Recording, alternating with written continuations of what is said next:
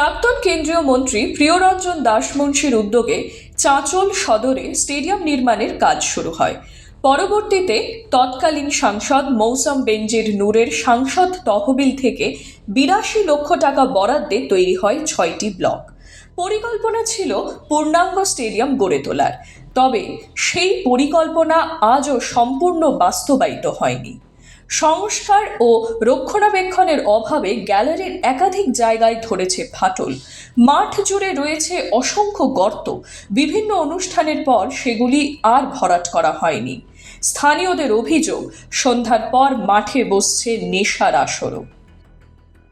সংস্কার হচ্ছে, কোনোটাই সংস্কার এখনো পর্যন্ত হয়নি। প্লাস যারা স্টেডিয়াম তৈরি করে গেছিলেন, প্রিয়দা করে গেছিলেন, তারপরে মৌসুমী করেছিলেন, এখন সেই জায়গাগুলো আস্তে আস্তে ফাটল ধরছে, ভেঙে পড়ছে, কোথাও হয়তো ক্ষতি হয়েছে। মাঠে তো খেলার মতন পরিস্থিতি মাঠ নেই, চারিদিকে গাছপালায় ভরে আছে, লাইট জ্বলে না, আপনার মরামরন্দার অবস্থা খুব খারাপ, জল যাচ্ছে না।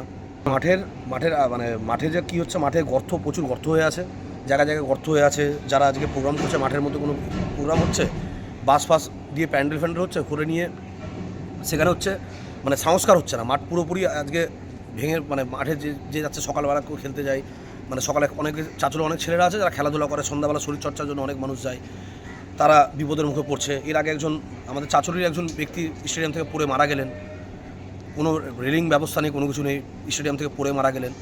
তো চাঁচলের আমাদের বিধায়ক আছেন, ওনাকে এই জিনিসটা অবশ্যই দেখা উচিত।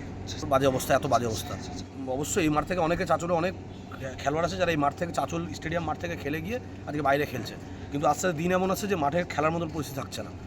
আর স্টেডিয়াম, নিহারবাবু যদি বলে থাকেন যে স্টেডিয়াম মাঠের সংস্কার হচ্ছে, কিন্তু আজ 5 বছর হয়ে গেল সংস্কার করি। আমাদের সংস্কার একটা মাঠ পর্যন্ত গর্ত সেটা পর্যন্ত সংস্কার হয়নি। ঠিক রাতের অন্ধকারে নেশাগ্রস্ত, ওখানে নেশা হয়, যেহেতু পুরো মাঠ অন্ধকার, লাইট জ্বলে না, একটা মাত্র লাইট জ্বলে, পুরো মাঠে নেশার আসর বসছে, নানা রকম নেশা হচ্ছে। প্রশাসনকে বলবো, মাঠের চারপাশে আবর্জনা স্তূপ, তার সঙ্গে যুক্ত হয়েছে মৃতপ্রায় মহানন্দা নদীর দুর্গন্ধ, ফলে পরিবেশও ক্রমশ দূষিত হচ্ছে। অবিলম্বে স্টেডিয়ামের রক্ষণাবেক্ষণের দাবি তুলেছেন স্থানীয় বাসিন্দারা। একটা নোংরা জায়গা, গোটা চাঁচলের জায়গায় নোংরা এখানে ফেলছে, যে আবর্জনা এমন অবস্থা হয়ে আছে। আমরা যে সন্ধ্যাবেলা করে ওয়ার্ক করছি, ওয়ার্ক করার মতো পরিস্থিতি নেই, এত গন্ধ। রাস্তায় গরু, ছাগল এবং শুকুরের অত্যাচার এবং নোংরা হয়ে, যে আমরা খুব, বাচ্চারা খেলছে, দেখেন যে তাদের পায়ে লাগছে, হাতে লাগছে, খুব দুঃখজনক ব্যাপার। এমনকি এখানে বড় ধরনের কোনো খেলা থেকে তো মাঠটা বঞ্চিত হয়েছে, দেখেন হাঁটা থেকে শুরু করে, এবং কি এত গর্ত যে আমরা ঠিক মতো হাঁটতে পারছি না, উবড়ে কেটে পড়ছে মানুষজন। এবং আমরা কোথায় যাবে? একটাই তো মাঠ, যেখানে মানুষ পরিচর্যা, শরীর চর্চা করতে পারে, শরীরের একটা অঙ্গ, সেটাকে আমরা কোথাও সঠিক জায়গা আমরা পাচ্ছি না। এবং প্রশাসনের কাছে আমরা আবেদন করব সঠিকভাবে এই মাঠটাকে পরিষ্কার পরিচ্ছন্ন রাখার জন্য, এটা আপনাদের মাধ্যমে। এবং আমি চাঁচলবাসী, একটু ক্রীড়াপ্রেমী হিসাবে আমি এটা অনুরোধ করছি। এই যে মাঠে যে আসেন, এখানে কি দেখেন যে প্রশাসনের দিক থেকে কোনো মাঠ পরিচর্যার জন্য কোনো লোক রাখা, বা নির্দিষ্ট দেখা যায় অনেক সময় শোনা যাচ্ছে সন্ধ্যার পর অন্ধকারে বহু লোক ছেলেপেলে নেশারও আসর বসছে, এই যে জায়গাগুলোতে দেখছেন যে কোনো কিছু কাজ হচ্ছে? দেখুন, একটা ঘেরার মধ্যে মাঠ, তার মধ্যে দেখুন যে বাইক নিয়ে দাপাদাপি করছে কিছু ছেলে বা বাচ্চা ছেলে, যে হাঁটার জন্য, ওয়ার্ক করার জন্য। একটা আমি সাধারণ ছেলে বা অনেক মহিলা আছে, তারা খুব কিভাবে কখন বাইক কাকে কোথায় মারবে, রাস্তাঘাট না, মাঠেও সুরক্ষিত না আমরা।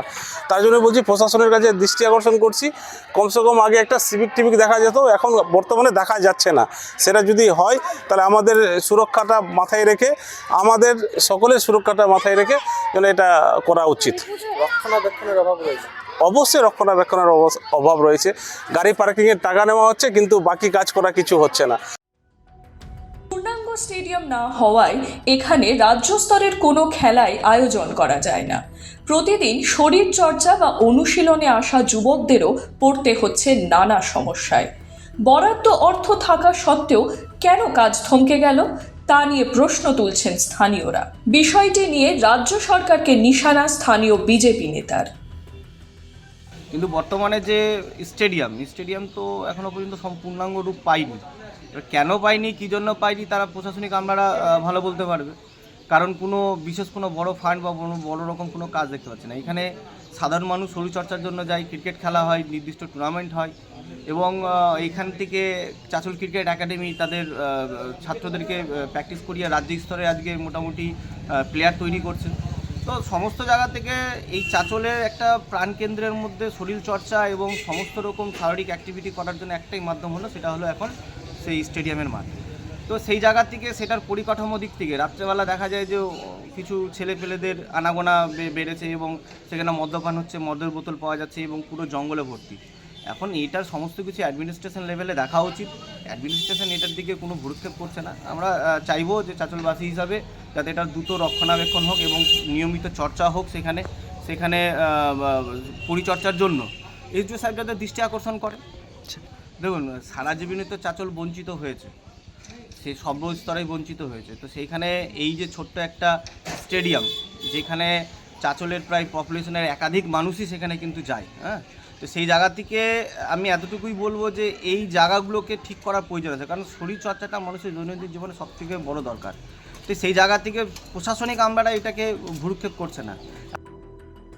রক্ষণাবেক্ষণ নিয়ে ওঠা অভিযোগ অস্বীকার করেছেন জেলা পরিষদের সহকারী সভাধিপতি।